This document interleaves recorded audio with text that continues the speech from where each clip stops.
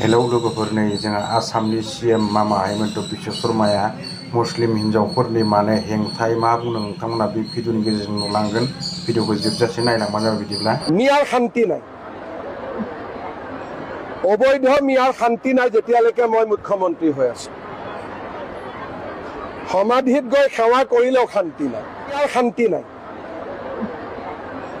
অবৈধ মিয়াৰ শান্তি নাই যেতিয়ালৈকে মই মুখ্যমন্ত্ৰী হৈ আছো। সমাধিত গৈ সেৱা কৰিলেও শান্তি নাই। গতিকে যেতিয়ালৈকে মই মুখ্যমন্ত্ৰী হৈ আছো অবৈধ মিয়া টেনচনত থাকিবই লাগিব। মই নাথাকিলে বেলেগ কথা। বহুতে কলে অৰুণোদয় নালাগে, বিশেষকৈ আমাৰ মিয়া মুছলমান সমাজখনে যোৱা কেইটামান দিনৰ পৰা কৈ আছে যে আমাক অৰুণোদয় নালাগে, কিন্তু কোনেওতো অৰুণোদয়ৰ পৰা আঁতৰি যোৱা নাই। আমাৰ পোৰ্টেলতে এটা বুটাম আছে, অপ্ট আউট, অৰ্থাৎ মোক অৰুণোদয় নালাগে, চৰকাৰে মোক অৰুণোদয় দিয়া বন্ধ কৰক। আজিলৈকেতো কোনেও অপ্ট আউট বুটাম ব্যৱহাৰ নকৰিলে। তাৰ মানে সামাজিক মাধ্যমত কোৱা আৰু আচলতে কৰাৰ মাজত বহুত পাৰ্থক্য আছে। আজি অৰুণোদয়ে অসমৰ মহিলা সমাজক স্বাধীনতা দিছে, অসমীয়া মহিলা সমাজক এক সন্মান দিছে। ই সাহায্য নহয়, ই অসমৰ মহিলা সমাজৰ প্ৰতি আগবঢ়োৱা আমাৰ সন্মান। বহুতে কলে অৰুণোদয় নালাগে, বিশেষকৈ আমাৰ মিয়া মুছলমান সমাজখনে যোৱা কেইটামান দিনৰ পৰা কৈ আছে যে আমাক অৰুণোদয় নালাগে, কিন্তু কোনেওতো অৰুণোদয়ৰ পৰা আঁতৰি যোৱা নাই। আমাৰ পোৰ্টেলতে এটা বুটাম আছে, অপ্ট আউট, অৰ্থাৎ মোক অৰুণোদয় নালাগে, চৰকাৰে মোক অৰুণোদয় দিয়া বন্ধ কৰক। আজিলৈকেতো কোনেও অপ্ট আউট বুটাম ব্যৱহাৰ নকৰিলে। তাৰ মানে সামাজিক মাধ্যমত কোৱা আৰু আচলতে কৰাৰ মাজত বহুত পাৰ্থক্য আছে। আজি অৰুণোদয়ে অসমৰ মহিলা সমাজক স্বাধীনতা দিছে, অসমীয়া মহিলা সমাজক এক সন্মান দিছে। ই সাহায্য নহয়, ই অসমৰ মহিলা সমাজৰ প্ৰতি আগবঢ়োৱা আমাৰ সন্মান। বহুতে কলে অৰুণোদয় নালাগে, বিশেষকৈ আমাৰ মিয়া মুছলমান সমাজখনে যোৱা কেইটামান দিনৰ পৰা কৈ আছে যে আমাক অৰুণোদয় নালাগে, কিন্তু কোনেওতো অৰুণোদয়ৰ পৰা আঁতৰি যোৱা নাই।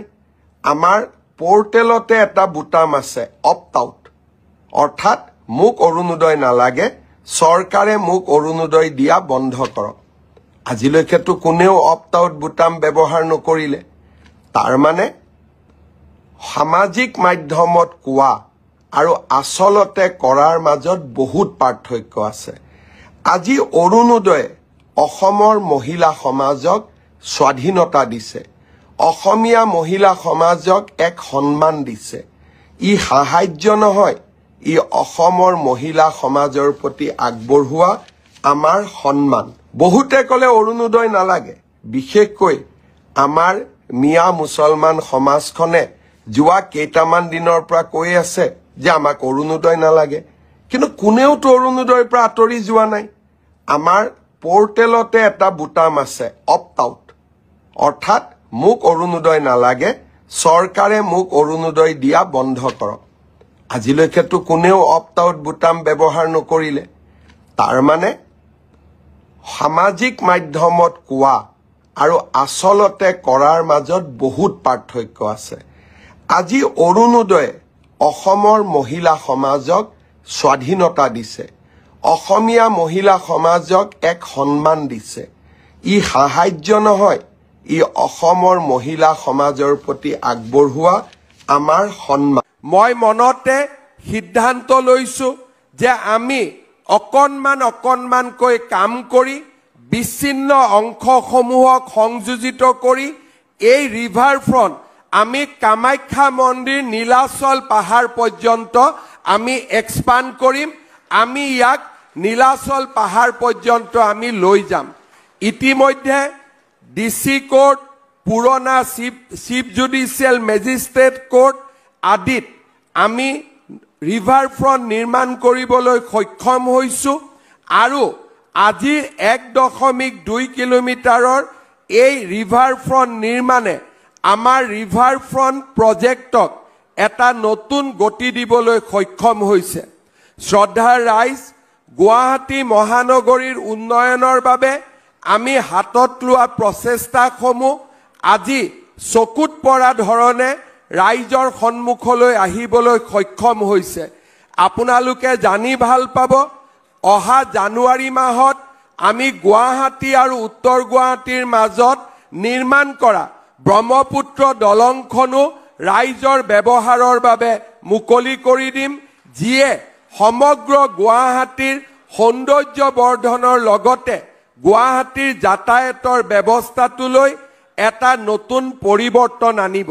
মোৰ কথাখিনি মনত ৰাখিব, কোনোবা মাকে যদি সন্তানক লগত লৈ আহে, এই উদ্যানখন দেখুৱাবলৈ আহে, কোনেও ইয়াত 1 টকা নলব, কাৰণ আমি কোনেও টকাৰ কাৰণে এই পাৰ্ক বনোৱা নাই। আমি এই পাৰ্ক গুৱাহাটীবাসী ৰাইজৰ কাৰণে বনাইছো।